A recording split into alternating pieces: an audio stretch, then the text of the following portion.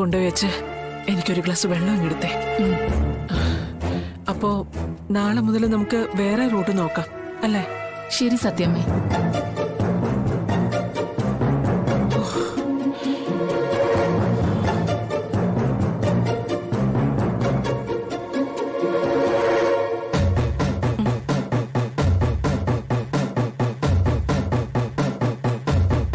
എടുക്ക്.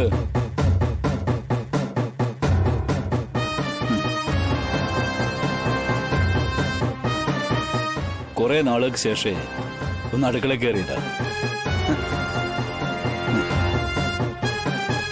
ഭാര്യ പണിക്ക് പോകുമ്പോ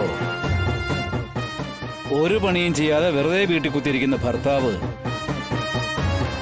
ഭാര്യയെ സൂപ്പിടാൻ വേണ്ടി നല്ല ചായ ഉണ്ടാക്കി കൊടുക്കുമെന്ന് പറഞ്ഞ് ഞാൻ കേട്ടിട്ടുണ്ട്. അതൊന്ന് പരീക്ഷിച്ചതാ. കുടിച്ചു നോക്കിയിട്ട് നല്ലതാണെങ്കിൽ നല്ലതാണെന്ന് പറയാം.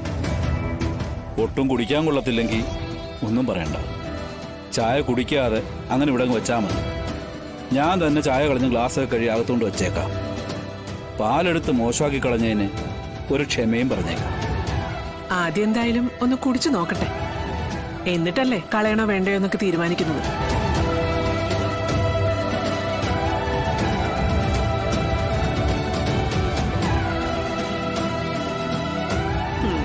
കളയണ്ട, വലിയ കുഴപ്പമൊന്നുമില്ല. എന്നാലും ഞാനിടുന്നത് പോലൊന്നും ആയിട്ടില്ല. അതല്ലെങ്കിലും നിങ്ങൾ ഈ പെൺവർഗങ്ങളെ ഈ പാചകത്തിന്റെ ക്രെഡിറ്റ് ഒക്കെ ആണുങ്ങൾക്ക് വിട്ടുകൊടുക്കൂ. അതിപ്പോ എത്ര നല്ലതായിട്ടുണ്ടാക്കിയാലും നിങ്ങളൊട്ട് സമ്മതിച്ചു ചേർത്തൂല്ല. സത്യമ്മേ, വെള്ളം. വെള്ളം വേണ്ട പൊന്നി, അതകത്ത് വെച്ചേക്ക്.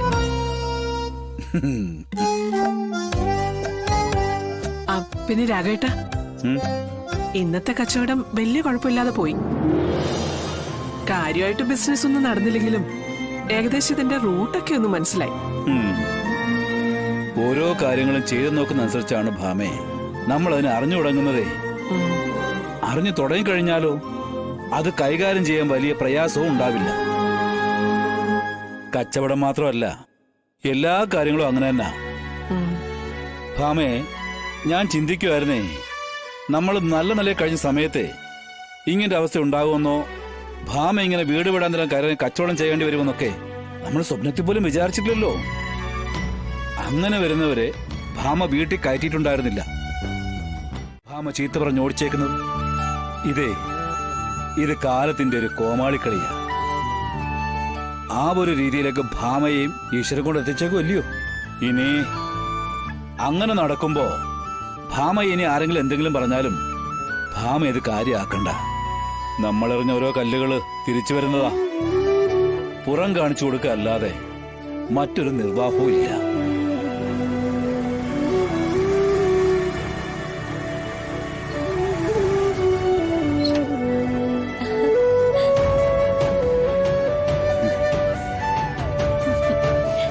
സത്യാമ്മേ, വിവാഹം ഉടനെ വേണ്ടെന്ന് ബാപ്പച്ചി തീരുമാനിച്ചു. തുടർന്ന് പഠിക്കാനും പറഞ്ഞു. അത് വളരെ സന്തോഷം തരുന്ന വാർത്തയാണല്ലോ. അങ്ങനെ ബാപ്പച്ചിക്ക് കാര്യങ്ങൾ ബോധ്യപ്പെട്ടു അല്ലേ? അതെ അതെ, ആരോ ബാപ്പച്ചിക്ക് ഇക്കാര്യത്തിൽ ശരിക്കും ഒരു ക്ലാസ് എടുത്തിട്ടുണ്ട്. ഇല്ലെങ്കിൽ പെട്ടെന്നൊന്നും ബാപ്പച്ചിയുടെ തീരുമാനത്തിൽ നിന്ന് മാറുന്ന ആളല്ല. അതാരായിരിക്കും എന്ന് എനിക്കൊരു സംശയമുണ്ട്. അതപ്പോ ആരായാലും ഞങ്ങളെ തോന്നുന്ന സന്തോഷം പഴയപോലെ തിരിച്ചു വന്നല്ലോ. ഞങ്ങൾക്ക് അത് മതി. ആ പിന്നെ അറിഞ്ഞുട്ടോ ബിസിനസ് സ്റ്റാർട്ട് ചെയ്ത വിവരം? ഒന്ന് ചെയ്തു നോക്കി, വലിയ കുഴപ്പമില്ല, കച്ചവടം കിട്ടും. ഇങ്ങനെ ഇതെല്ലാം പുറത്തുനിന്ന് വാങ്ങി കൊടുക്കുന്നതിന് പകരം ഇതെല്ലാം നമുക്ക് ഇവിടെ ഉണ്ടാക്കി കിട്ടുന്ന ലാഭം ഭയങ്കര വലുതായിരിക്കും. അതായത് ഇപ്പൊ കിട്ടുന്നതിന്റെ ഇരട്ടി നമുക്കുണ്ടാക്കാം. മോളെ, അതൊക്കെ ചെയ്യാൻ ആള് വേണ്ടേ? പിന്നെ അതൊക്കെ ഉണ്ടാക്കാൻ അറിയാൻ വേണ്ടേ? അതിനിപ്പോ അറിയുന്ന ഒരാളെ വെച്ചാലും മതി. വീട്ടിലുണ്ടാക്കുന്ന പലഹാരങ്ങൾക്ക് അല്ലെങ്കിൽ തന്നെ ഡിമാൻഡ് കൂടുതലാ. സത്യമ്മ അങ്ങനെ എന്തെങ്കിലും നോക്ക്. ഓർഡർ ഒക്കെ നമുക്ക് കൊണ്ടുവരാന്നേ. എന്നാ പിന്നെ നമുക്ക് അതുകൂടി നോക്കാം അല്ലേ? 100 പറഞ്ഞ പിന്നെ അതിനെതിരില്ലല്ലോ.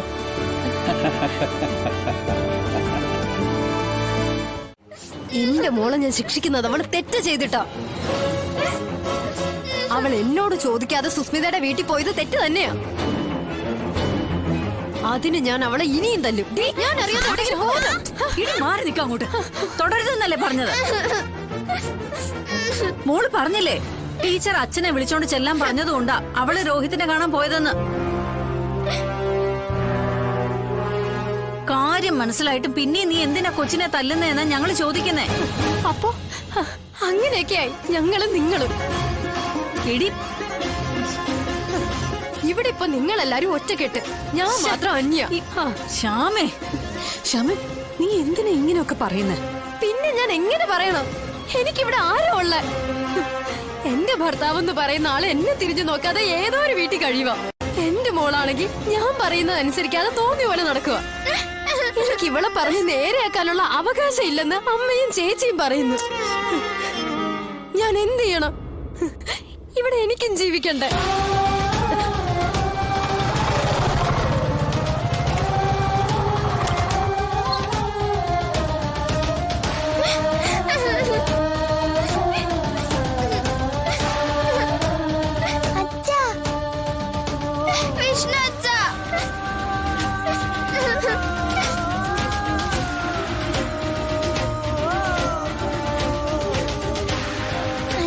ശ്യാമാന്റി പപ്പിയെ ഒരുപാട് തല്ലി.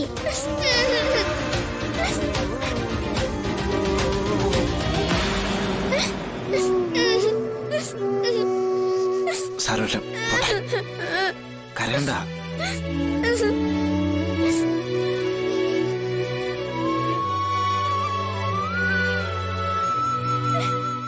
എന്താ ഇത്? എന്താ ഇവിടെ പ്രശ്നം? അത് പപ്പിയും സത്യം കൂടി രോഹിത്തിനെ പോയി വിളിച്ചിട്ടാവും. അവൻ വന്നില്ലല്ലോ. പപ്പിക്ക് നാളെ അച്ഛനെ വിളിച്ചോണ്ട് ക്ലാസ്സിൽ ചെല്ലുകയും വേണം. പപ്പയുടെ അച്ഛനായിട്ടല്ലേ? അത് ഞാൻ പോയ പോരെ. കരയണ്ട, നാളെ സ്കൂളിൽ ഞാൻ വരാം.